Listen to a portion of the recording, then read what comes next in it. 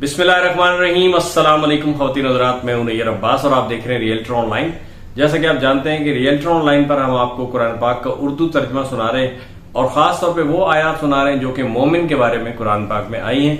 हमारी इस गुफ्तगू का मौजू है कुरान का मोमिन, और मैंने आपसे जिक्र भी किया था कि मुझे ये किताब छपवाने का शौक था लेकिन पूरा नहीं हो सका, तो मैंने इस सिलसिले को तकमील करने के लिए यूट्यूब का सहारा लिया और आपको ये आयत पढ़कर सुना रहा हूं यहाँ पे, ताकि आप भी इन आयत को सुने, समझें और इससे इस्तिफादा हासिल करें।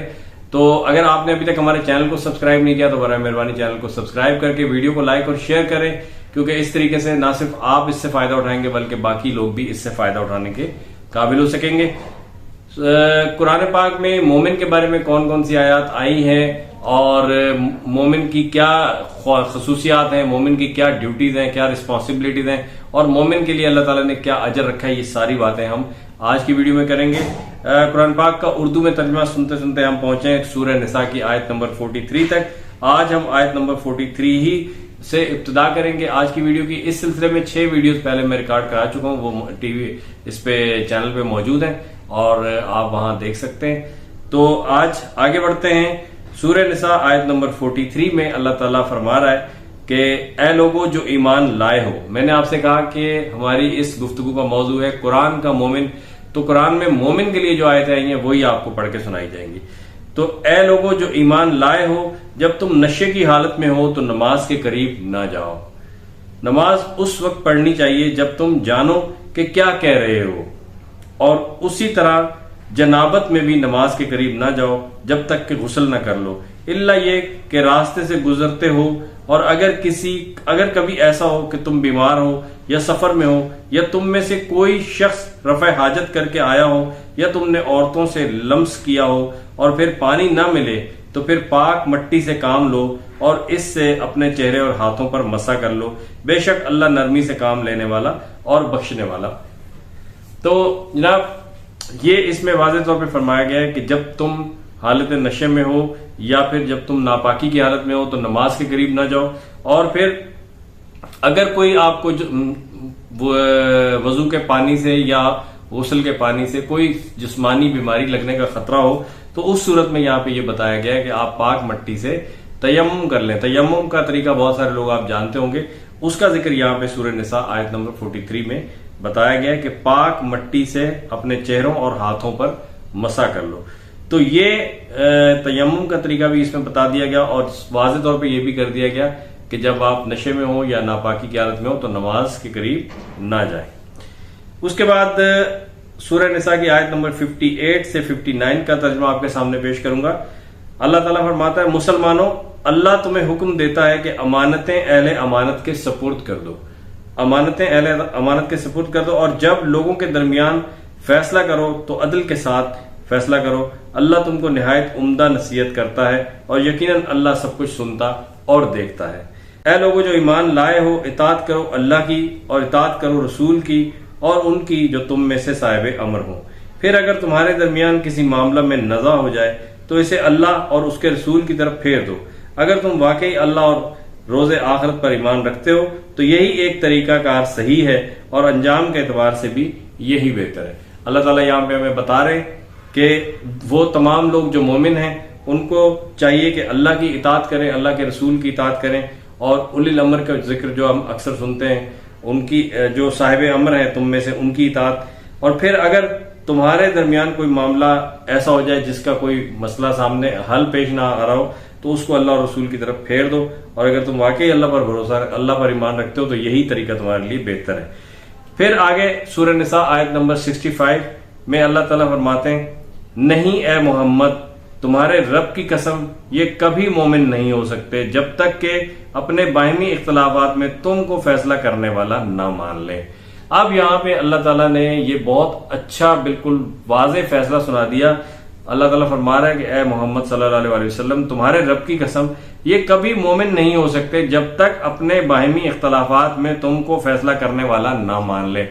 तो ये सिर्फ उस वक्त तक की बात नहीं है जब आका सल्लल्लाहु अलैहि वसल्लम बनफ्स नफीस आप लोगों में सहाबा कराम में मौजूद थे। ये आज भी ये बात हमारे ऊपर लागू होती है कि अगर हमारे दरमियान कोई ऐसा मसला आ जाए तो हम हदीस की मदद से उसका جو احکامات دیے گئے اس کے اوپر عمل کریں، قرآن اور حدیث سے ہم اپنا فیصلہ لیں.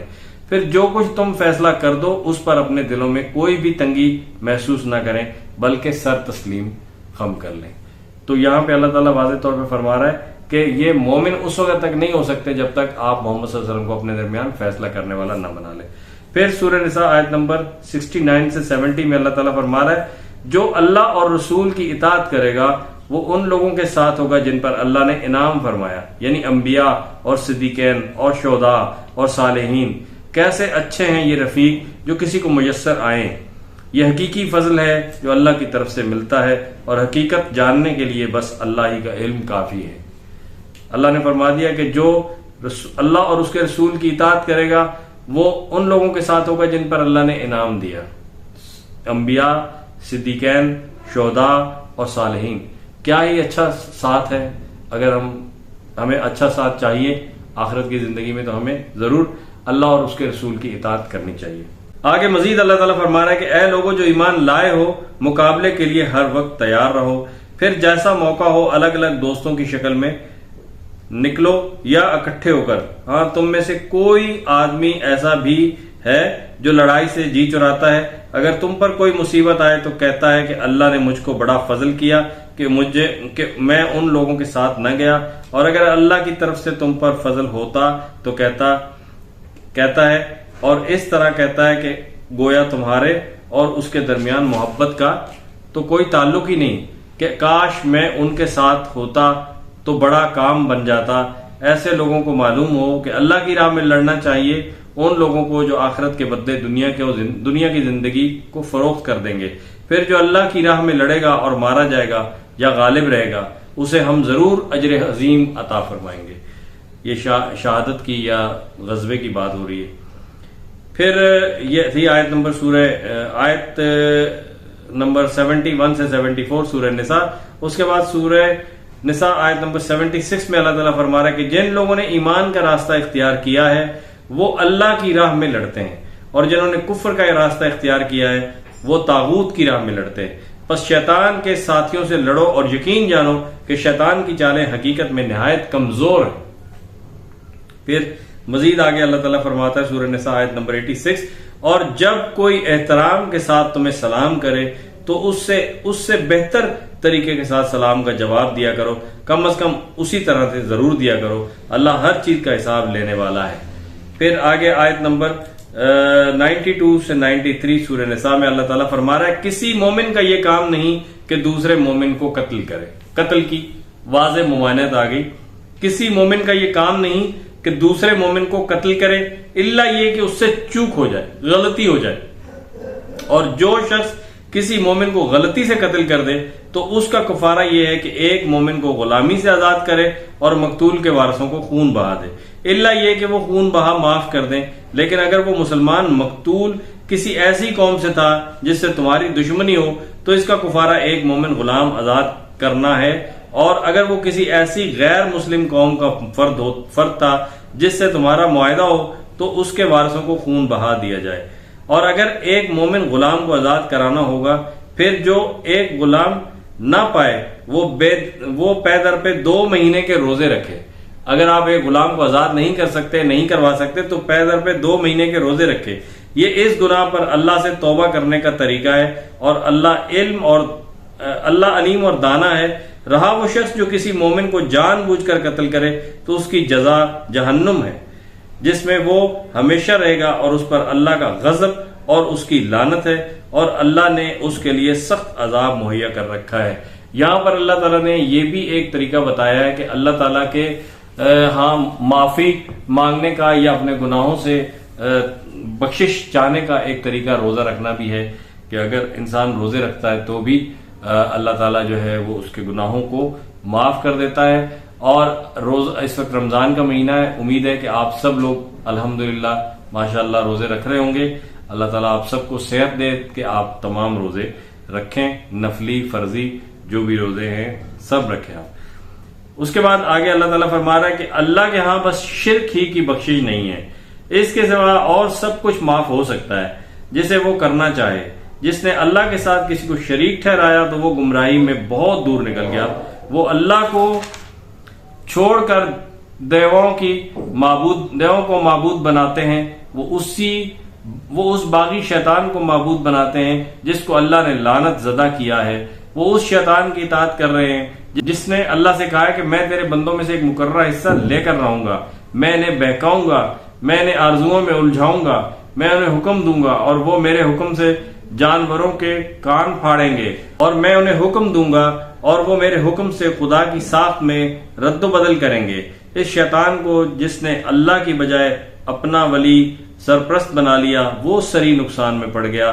وہ ان لوگوں سے وعدے کرتا ہے اور انہیں امیدیں دلاتا ہے، مگر شیطان کے سارے وعدے بجز فریب کے اور کچھ بھی نہیں۔ ان لوگوں کا ٹھکانہ جہنم ہے جس سے خلاصی کی کوئی صورت یہ نہ پائیں گے۔ رہے وہ لوگ جو ایمان لے آئے اور نیک عمل کریں تو انہیں ہم ایسے باغوں میں داخل کریں گے جن کے نیچے نہریں بہتی ہوں گی اور وہ وہاں ہمیشہ رہیں گے۔ یہ اللہ کا سچا وعدہ ہے اور اللہ سے بڑھ کر کون اپنی بات کا سچا ہوگا۔ تو یہاں پہ جیسے کہ میں نے آپ کو شروع میں بتایا تھا کہ ہم اپنی اس گفتگو میں مومن کے لیے جو ریوارڈز ہیں وہ بھی ڈسکس کریں گے۔ تو یہاں پہ ریوارڈ آ گیا کہ اللہ تعالیٰ ایسے لوگوں کو ایسے باغوں میں داخل کرے گا جن کے نیچے نہریں بہتی ہیں اور وہ ہمیشہ وہاں رہیں گے۔ تو یہ بیسیکلی جنت کا ذکر ہو رہا ہے یہاں پہ۔ پھر اللہ تعالیٰ سورہ نساء آیت نمبر 135 سے 137 میں فرما رہا ہے، اے لوگوں جو ایمان لائے ہو، انصاف کے علمبردار اور خدا کے واسطے گواہ بنو، اگرچہ تمہارے انصاف اور تمہاری گواہی کی زد میں خود تمہاری اپنی ذات پر ہو یا تمہارے والدین پر اور رشتہ داروں پر ہی کیوں نہ پڑتی ہو۔ فریق معاملہ خواہ مالدار ہو یا غریب، اللہ تم سے زیادہ ان کا خیر خواہ ہے، لہذا اپنی خواہش نفسی کی پیروی میں عدل سے باز نہ رہو، اور اگر تم نے لگی لپٹی بات کہی اور سچائی سے پہلو بچایا تو جان رکھو جو کچھ تم کرتے ہو اللہ کو اس کی خبر ہے۔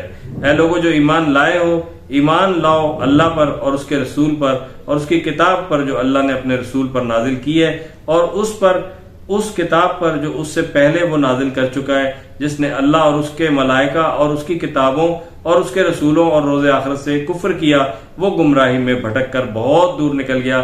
رہے وہ لوگ جو ایمان لائے، پھر کفر کیا، پھر ایمان لائے، پھر اپنے کفر میں بڑھتے چلے گئے، تو اللہ ہرگز ان کو معاف نہ کرے گا اور نہ کبھی ان کو راہ راست دکھائے گا۔ سورہ نساء آیت نمبر 135 سے 137۔ آج کی ویڈیو میں اتنا ہی۔ امید ہے کہ آپ یہ ساری جو ہم کوشش کر رہے ہیں قرآن پاک کا ترجمہ آپ کو سنانے میں، اس سے آپ کو ہیلپ مل رہی ہوگی، آپ کو فائدہ ہو رہا ہوگا، اور آپ کو کیسا لگ رہا ہے آپ ضرور اپنے کامنٹس میں بتائیے گا۔ تو آج کی ویڈیو میں اتنا ہی، ملتے ہیں نئی ویڈیو میں بہت جلدی آپ سے، تب تک اپنا رکھیے گا بہت سارا خیال۔ چینل کو سبسکرائب نہیں کیا تو سبسکرائب کریں، ویڈیو کو لائک اور شیئر کریں۔ اللہ حافظ، پاکستان زندہ باد۔